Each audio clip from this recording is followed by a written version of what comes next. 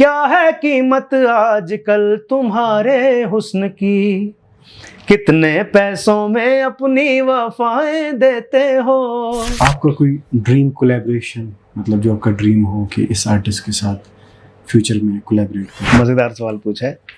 Honestly कहूँ तो मैंने ऐसा कुछ सोचा नहीं कभी, बट अभी आपने कहा तो मेरे जहन में ये चीज़ आ रही है कि हाँ, बात तो अच्छी है वैसे। जख्म देते हो फिर दुआएं देते हो, क्यों सुलगते शोलों को हवाएं देते हो। श्योर कि काफ़ी अच्छा रिस्पॉन्स आता होगा। हाँ बिल्कुल। टिकट्स भी लेते हैं, फ्लाइट्स का खर्चा, होटल्स का खर्चा, काफ़ी अच्छे हमारे मतलब बढ़िया होटल्स मिलते हैं। याद है कुछ पोइट्री लाइंस हमारे देखने वालों को? आपसे इश्क का ये गुनाह कर लिया, आपसे इश्क का ये गुनाह कर लिया, बेसबब ही सही बेपनाह कर लिया।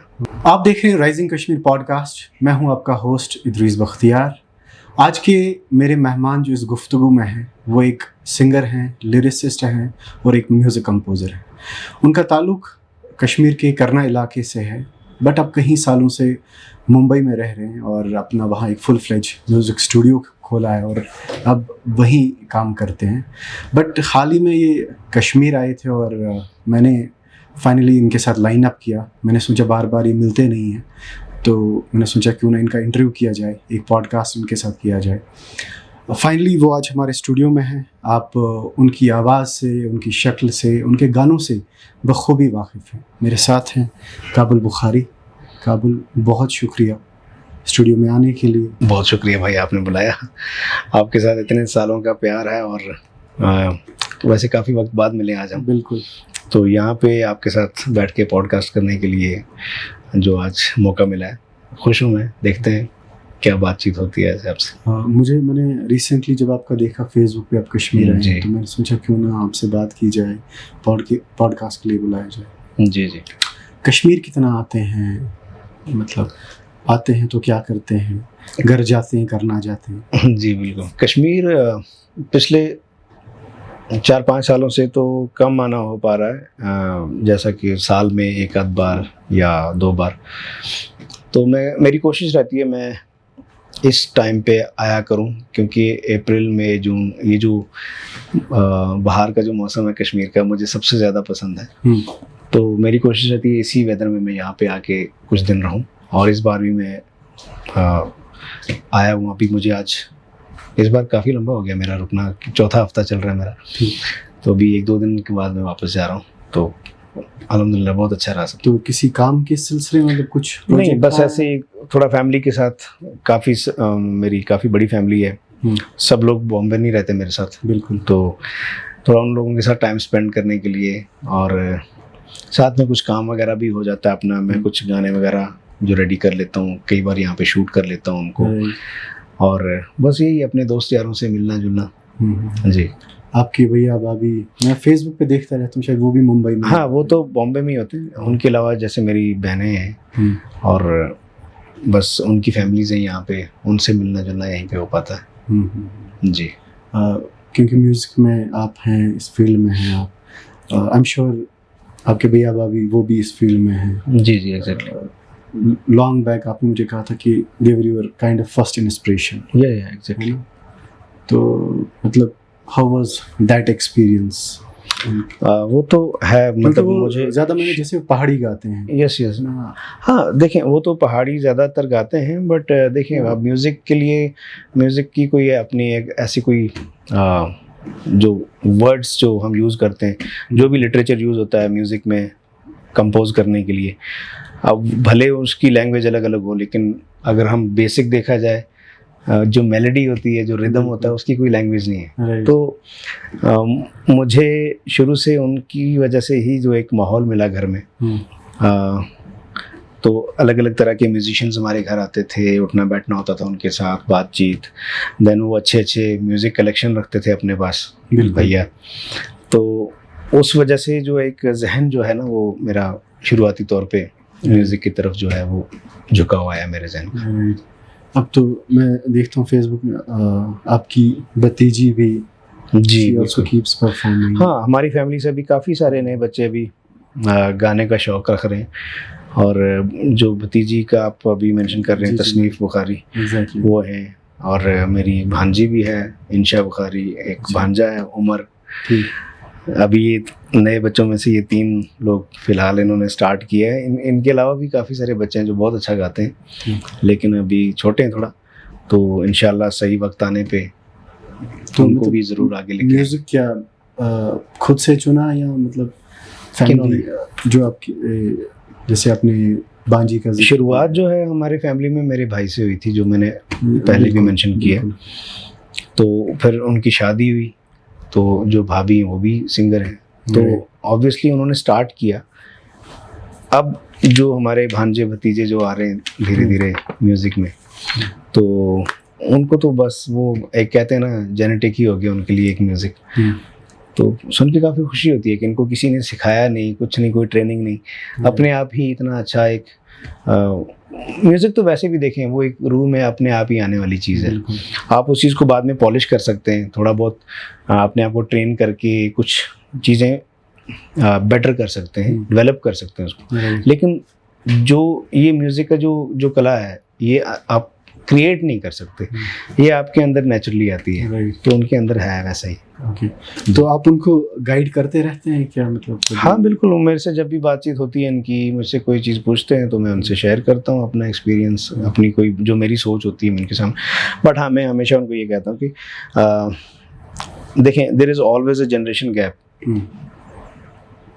कोई भी बंदा जो 10 साल भी आपसे बड़ा है, 8 साल बड़ा है, तो एक जनरेशन गैप आ जाता है आपके बीच में, और उस चीज़ का कहीं ना कहीं एक इम्प्रेशन आता है आपकी हर चीज़ में। मैं जितना मर्जी कहूँ कि हाँ मैं नए ज़माने का हूँ, लेकिन जो मेरे बाद के बच्चे हैं वो मेरे से आगे ही होंगे, क्योंकि वो आने वाले वक्त के एक परफॉर्मर्स हैं। तो हमेशा मैं उनको यही कहता हूँ कि जो भी आपसे पहले के लोग हैं, चाहे मैं हूँ या आपके पेरेंट्स हैं या कोई भी दूसरा कोई म्यूजिशियन है, सिंगर है, हर एक से इंस्पिरेशन लो। म्यूज़िक के जो बेसिक्स हैं वो वही हैं, वो कभी नहीं बदलेंगे। सरगम वही रहने वाली है, ताल वही रहने वाली है, लेकिन जो स्टाइल है वो आप हमेशा वक्त के हिसाब से चूज़ करो, क्योंकि आप आने वाला कल हो। मैं कभी उन पे वो प्रेशर नहीं डालता, क्योंकि मैंने अक्सर देखा है, मैंने अपने शुरुआती वक्त में ही काफ़ी ये चीज़ें फेस की हैं, देखा है कि जहाँ भी जाओ, कोई भी सीनियर म्यूजिशियन होगा जो पिछले 10 साल से काम कर रहा है, 15 साल से, 20 साल से, तो हर बंदा एक अपना एक स्टबन जो उनका बिहेवियर होता है जी, वो थोप देता है नए आर्टिस्ट पे। नहीं बेटा, ये ऐसे ही होना चाहिए, ये ऐसे ही करो, इसने ये क्यों कर दिया, वो कर। ये चीज़ गलत होती है मेरे हिसाब से, क्योंकि आप एक नया आर्टिस्ट जो एक इवॉल्व होना चाह रहा है, एक इवॉल्व सोल है वो, आप उसको एक्सप्रेस करोगे तो चीज़ें डेवलप कैसे करेंगी। इस चक्कर में काफ़ी सारे आर्टिस्ट जो होते हैं, वो उनके जो अंदर की जो आवाज़ होती है, जो उनका एक फ्रीडम होता है, वो छिन जाता है। तो मैं हमेशा उनके साथ कोई भी अगर अपनी बात शेयर करता हूँ, एट द सेम टाइम मैं उनको पूरी फ्रीडम देता हूँ कि आप अपने हिसाब से अपना स्टाइल चूज़ करो, क्योंकि जितना वो नए वक्त के साथ मैच करेंगे चीज़ें, इतना कामयाब होंगे वो। और अभी अगर थोड़ा सा आपके काम की बात करें, अभी क्या कोई प्रोजेक्ट चल रहा है जिस पे आप काम कर रहे हैं? प्रोजेक्ट्स देखिए, मेरे खुद के गाने वगैरह तो चलते रहते हैं, वो तो बिल्कुल एक लगातार का एक प्रोसेस है। बाकी शोज़ वगैरह में मैं ज़्यादा आजकल हूँ, क्योंकि शोज़ काफ़ी ज़्यादा होते हैं, तो उस वजह से ट्रैवल वगैरह काफ़ी रहता है। मेरे बाहर ही जी हाँ, आउट ऑफ कश्मीर ज़्यादातर, हाँ बाहर ही होते हैं। कश्मीर में भी कभी कभी होता है कोई, अब तो मोस्टली अगर देखा जाए पिछले 2-3 साल। कश्मीर में शोज की क्या डिमांड है? देखें, कंपैरेटिवली अगर देखा जाए तो बहुत कम है। मतलब इज इट बिकॉज कि लोगों के पास पैसा नहीं है या लोग इंटरेस्टेड नहीं हैं? लोग देखें, अब ये एक काफ़ी ना एक बारीक सी बात है, लेकिन अब इसको मैं कैसे फ्रेम करूं, ऐसा है कि कश्मीर में इस चीज़ का ना एक जो पिछले कुछ 2-3 डेकेड्स में जो हालात रहे, मुझे लगता है उन हालात का काफ़ी एक ज़्यादा ना एक वो छाप छोड़ गए हैं लोगों के जहन में। तो उसकी वजह से जो म्यूज़िक को सुनता हर इंसान है, जो मैंने एक ग्राउंड लेवल पे जो देखा है, बच्चा सुनता है म्यूज़िक, बच्चा म्यूज़िक से प्यार करता है। बट जब बात आती है उस म्यूज़िक को एक कलेक्टिवली कहीं पे शो ऑर्गेनाइज करना हो या किसी आर्टिस्ट को बुलाना हो, तब थोड़ा सा लोग डगमगा जाते हैं। मतलब उतना इंटरेस्ट, ऐसा नहीं लोगों के पास पैसा नहीं है, पैसा बहुत है, कश्मीर में बहुत पैसा है। और यहाँ पे देखें, अगर हम ज़्यादातर देखें आजकल की अगर बात करें, सबसे ज़्यादा गाना बजाना होता है शादियों में। एग्जैक्टली। या किसी की बर्थ एनिवर्सरी है, किसी की शादी की एनिवर्सरी है ना, ये सब चीज़ों में ज़्यादातर लोग एंटरटेनमेंट ढूंढते हैं। तो कश्मीर में आप देखें कि आपने भी देखा होगा, बहुत खर्चा करते हैं लोग शादियों में, खाने पीने पे, अच्छी जगह बुक करेंगे, अच्छे नए जो भी ट्रेंड्स हैं सब फॉलो करेंगे, महंगे से महंगे। बट जब म्यूज़िक की बात आती है, तब वहाँ जाके उनको थोड़ा सा पैसा खर्च करने में थोड़ी सी दिक्कत महसूस होती है। बट ये किसी का इंडिविजुअली कोई किसी एक को क्रेडिट नहीं जाता, माहौल ऐसा है। बट स्टिल ये भी बात है कि पिछले कुछ सालों में काफ़ी तब्दीली आ रही है अभी, लेकिन अभी वो प्रोसेस जो है ना वो ऑन गोइंग है। अभी वो हुआ नहीं है, पूरी तरह से अचीव नहीं हुआ है। बट हाँ, कहीं पे देखने को मिलता है कि काफ़ी लोग कश्मीर से डेस्टिनेशन वेडिंग्स करते हैं या कोई भी उनका कॉन्सर्ट्स में जाते हैं पैसा खर्च करके, टिकट्स खरीद के शो देखने के लिए। तो इससे ये मालूम होता है कि पिछले अगर डेकेड्स पीछे की बात करें, उससे और आज के वक्त में तो काफ़ी तब्दीली आई है। बट हाँ, अभी हम एक प्रोसेस में हैं। जब आप बाहर परफॉर्म करते होंगे तो आई एम श्योर कि काफ़ी अच्छा रिस्पॉन्स आता होगा। हाँ बिल्कुल, टिकट्स भी लेते होंगे। बिल्कुल। तो कैसा एक्सपीरियंस रहता है बाहर परफॉर्म? देखें, आई एम श्योर कि लोग तो बहुत अच्छा जो आपको हायर करते होंगे, आई एम श्योर वो पैसे भी बहुत अच्छे देते होंगे। बिल्कुल। देखें, अब बहुत बड़ा डिफरेंस है। जो चीज़ें मैंने पहले यहाँ पे एक्सपीरियंस की हैं, मैंने काफ़ी छोटी उम्र से स्टार्ट किया था म्यूज़िक, 16 साल की उम्र से मैंने स्टार्ट किया था। अभी मैं 36 का हूँ, तो मुझे 20 साल हो गए गाते हुए। तो मैंने पहली अपने करियर के जो साल हैं वो काफ़ी बार मैंने यहाँ परफॉर्म किया। बट काफ़ी बड़ा डिफरेंस है बीच में। जब हम बाकी जगहों पे जाके परफॉर्म करते हैं और लोग इतना पैसा भी खर्च करते हैं हम पे, हमें अच्छी खासी हमारी प्रोफेशनल फ़ीस देते हैं, फिर हमारे बाकी एक्सपेंसेस वो उठाते हैं, हमारी फ़्लाइट्स का खर्चा, होटल्स का खर्चा, काफ़ी अच्छे हमारे मतलब बढ़िया होटल्स मिलते हैं।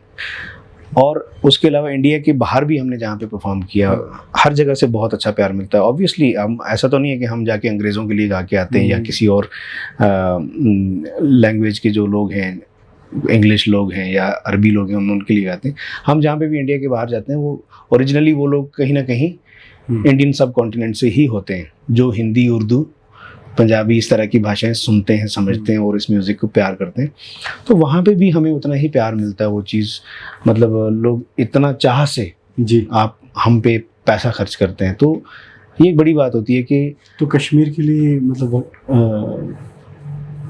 आप मतलब can Kashmir effort you in terms of मतलब हायरिंग शोज के लिए, क्योंकि जैसे आपने जिक्र किया कि मतलब अ लॉट ऑफ एक्सपेंसेस। मैं वही आपको कहूँ कि जो भी एक्सपेंसेस होते हैं मेरी जैसी टीम है जो इंडिया के अलग अलग जगहों से, कुछ लोग दिल्ली से हैं, कुछ लोग बॉम्बे से हैं, कोई चंडीगढ़ से है, तो सब लोग अलग अलग जगह से ट्रैवल करते हैं। उनका फ़्लाइट के एक्सपेंसेस काफ़ी ज़्यादा होते हैं, फिर होटल की हमारी एक रिक्वायरमेंट है। देन सबसे इम्पॉर्टेंट चीज़ जो है वो हमारा टेक राइटर जो है, उसकी हमारी एक अलग से एक डिमांड रहती है कि हमें ये सब टेक चाहिए, हमें सपोर्ट चाहिए इसका, हमें स्टेज का लेआउट ऐसा चाहिए। तो सारी चीज़ें हमारी तरफ से उनको रिटन में जाती हैं, वो लोग रिव्यू करते हैं।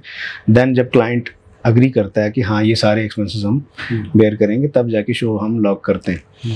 तो ऐसा नहीं है कि कश्मीर में कोई अफोर्ड नहीं कर सकता, अफोर्ड कर सकते। मैंने पहले भी कहा कि कश्मीरी जो लोग हैं उनके पास काफ़ी पैसा है, बट ये सिलेक्टिवली खर्च करते हैं। म्यूज़िक पे उतना कोई नहीं खर्च करता, जो कि सच्चाई वाली बात है। बट हाँ, थिंग्स आर चेंजिंग नाउ, तो आई होप कि आगे वाले जो वक्त में ये चीज़ें काफ़ी बदलाव हमें देखने को मिलेगा। आप पोइट्री भी लिखते हैं, लिरिसिस्ट भी हैं, जैसे मैंने जिक्र किया जी, थोड़ा कुछ याद है कुछ पोइट्री लाइंस?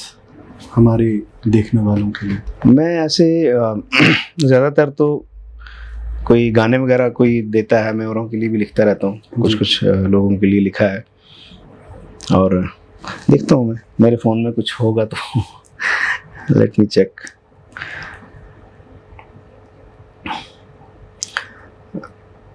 वैसे कभी भी कोई भी ख्याल आता है मेरे जहन में, मैं ऐसे फ़ोन में लिख देता हूँ नोट्स में। तो इसमें है एक कि आपसे इश्क का ये गुनाह कर लिया, आपसे इश्क का ये गुनाह कर लिया, बेसबब ही सही बेपनाह कर लिया।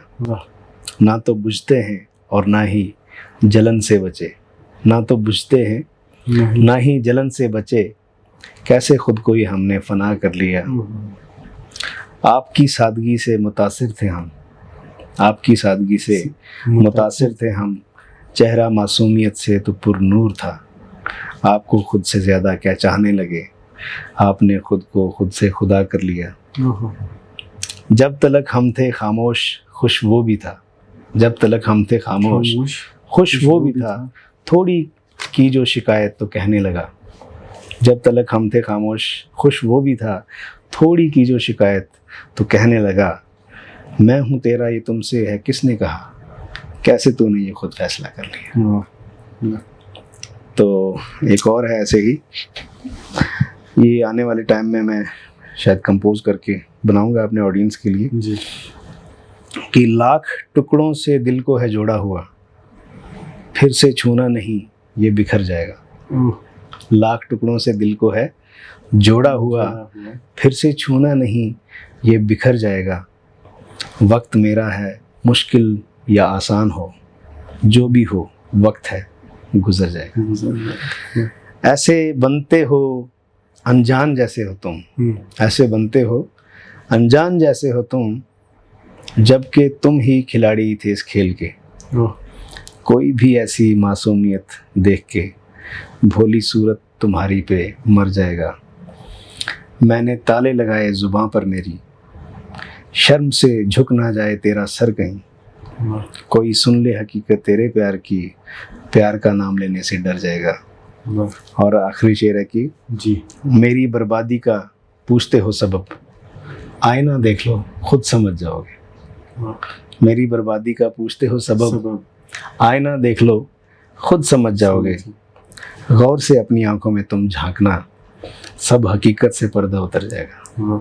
क्या खूब, क्या इस पोइट्री से ना मुझे आपका वो एक गाना याद पड़ा, आपने बहुत खूबसूरत वो गाया था, उसकी लाइंस में चाहूँगा तो कौन सा? वो बड़ा फेमस था यंगस्टर्स में, मुझे बड़ा वो फेमस था, जख्म देते हो। जख्म देते हो, जी जी जी जी ज़रूर। जख्म देते हो फिर दुआएं देते हो, क्यों सुलगते शोलों को हवाएं देते हो, क्यों सुलगते शोलों को हवाएं देते हो। क्या है कीमत आजकल तुम्हारे हुस्न की, क्या है कीमत आजकल तुम्हारे हुस्न की, क्या है कीमत आजकल तुम्हारे हुस्न की। कितने पैसों में अपनी वफाएं देते हो, कितने पैसों में अपनी वफाएं देते हो, क्यों सुलगते शोलों को हवाएं देते हो। जख्म देते हो फिर दुआएं देते हो। वाह, क्योंकि गानों की बात चली, ये पूछना चाहूँगा आप गाने कैसे चूज़ करते हैं, मतलब कौन सा गाना है, कौन सा नहीं गाना है, कौन सा लाइक रिकम्पोज करना है? हाँ, गानों का देखें आजकल सभी जगह पे ऐसा एक चलन है जी कि पुराने गाने दोबारा बनाए जा रहे हैं अलग अलग स्टाइल में, हर एक बंदा अपने स्टाइल में उसको परफॉर्म कर रहा है।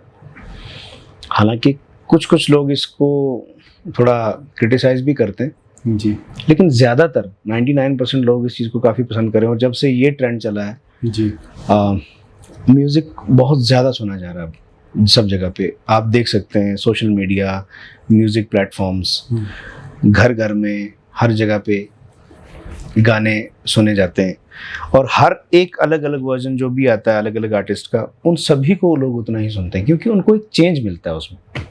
एक गाना है जो आज से 30 साल 40 साल पहले बनाया गया, किसी बड़े महान कंपोजर ने उसको कंपोज किया या परफॉर्म किया गाया, अब वो गाना उन्होंने काफ़ी बार किसी इंसान ने सुन लिया है।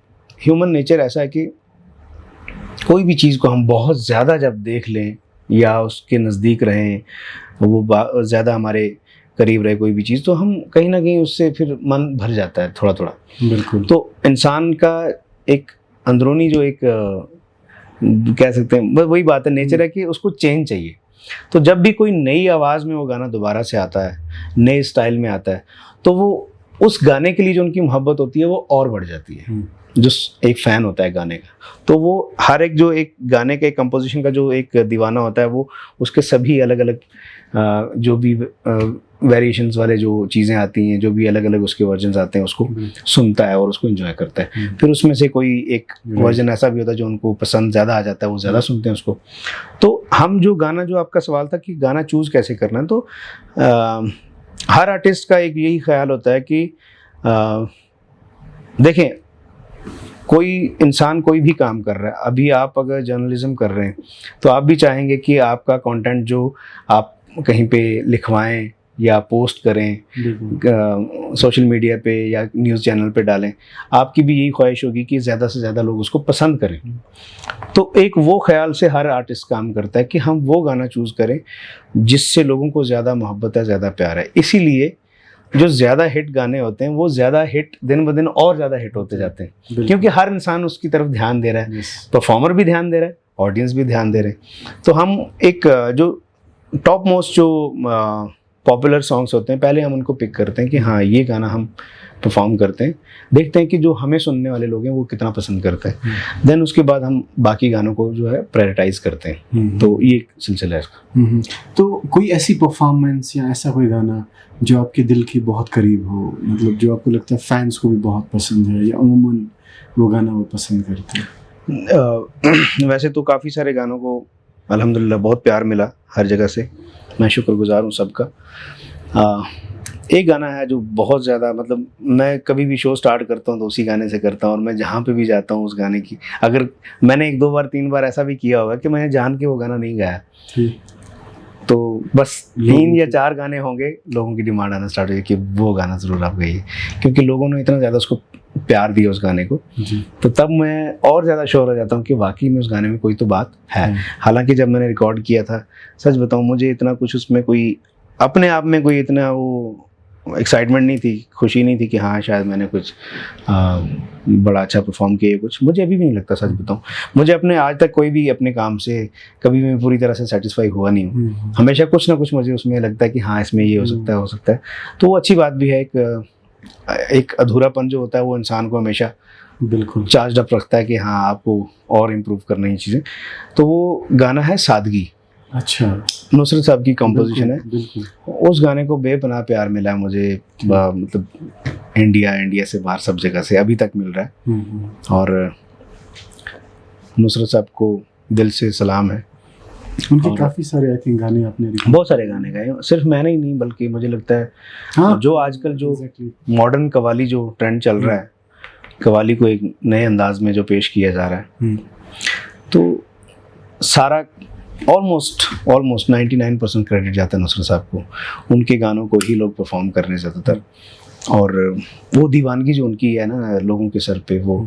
और एक मज़ेदार बात और भी है कि ऐसा नहीं है कि उनके रीमेक्स को जितने उनके रीमेक्स बनते जा रहे हैं, पॉपुलैरिटी इतनी ज़्यादा बढ़ती जा रही है, और नुसरत साहब के लिए प्यार लोगों का और ज़्यादा बढ़ता जा रहा है। उनके ओरिजिनल्स भी बाकमाल तरीके से चल रहे हैं और ज़्यादा, जो कई बार मेरे साथ भी ऐसा होता है, कुछ कंपोजिशंस उनकी कमाल की मैंने मिस कर दी थी पहले, जो अब मैं सुनता हूँ तो वाह क्या बात है, मतलब ऐसा हो गया।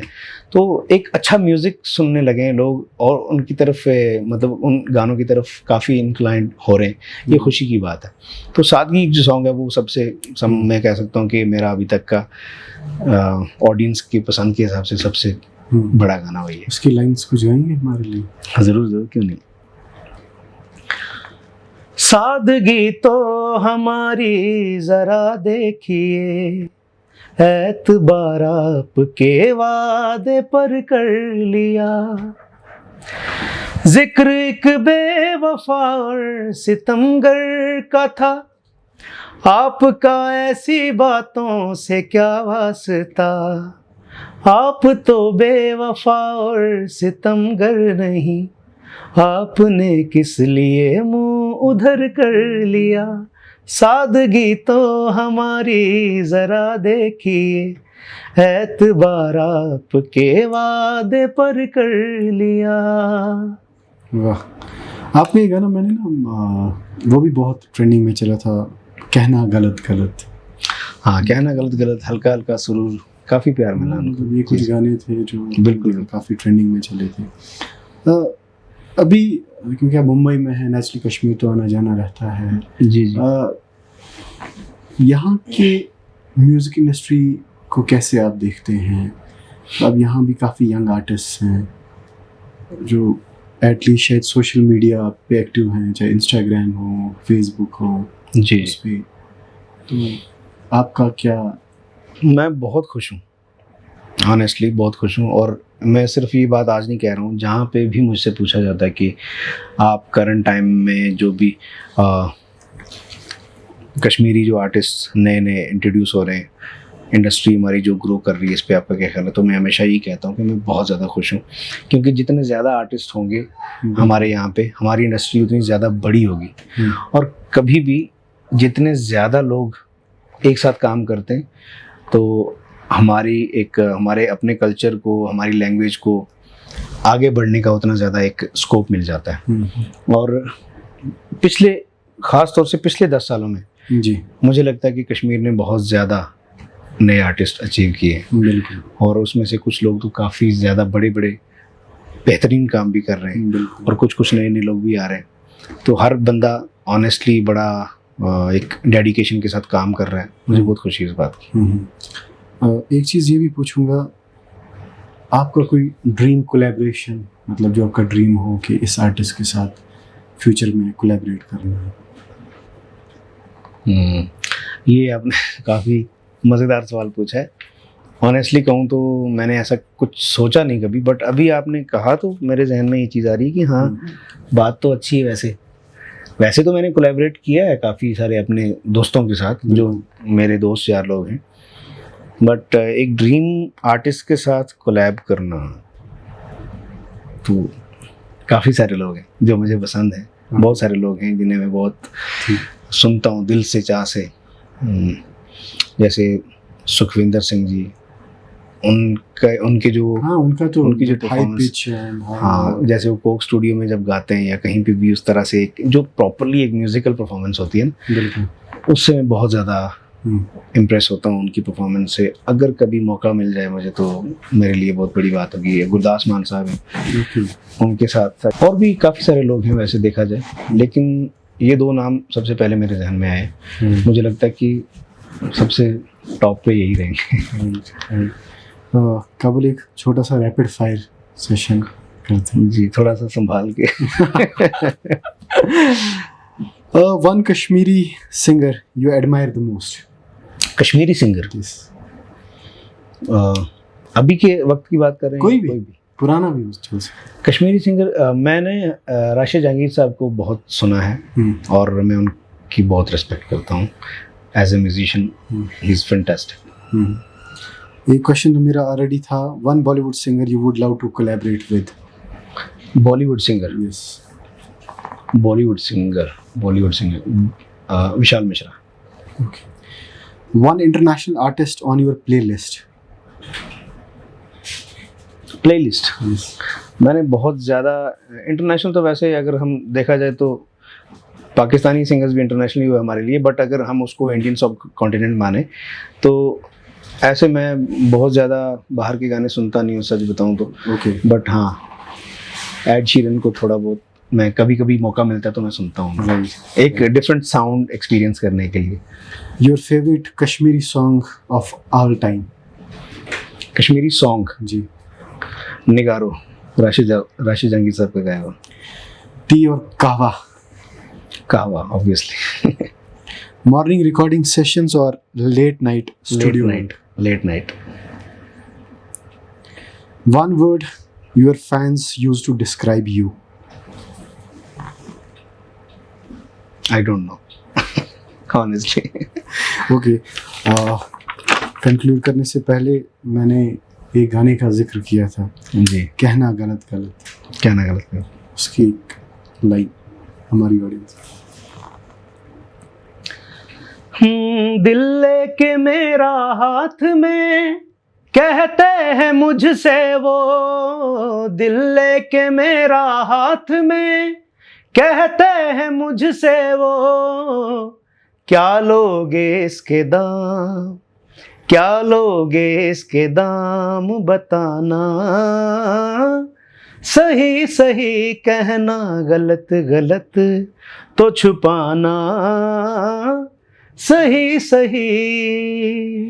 Thank you so much Kabul, thank you वक्त के लिए और इतने खूबसूरत से पॉडकास्ट के लिए कि आपने बुलाया, बहुत बहुत शुक्रिया। और मुझे पता ही नहीं चला वक्त का, कितना वक्त हो गया वैसे?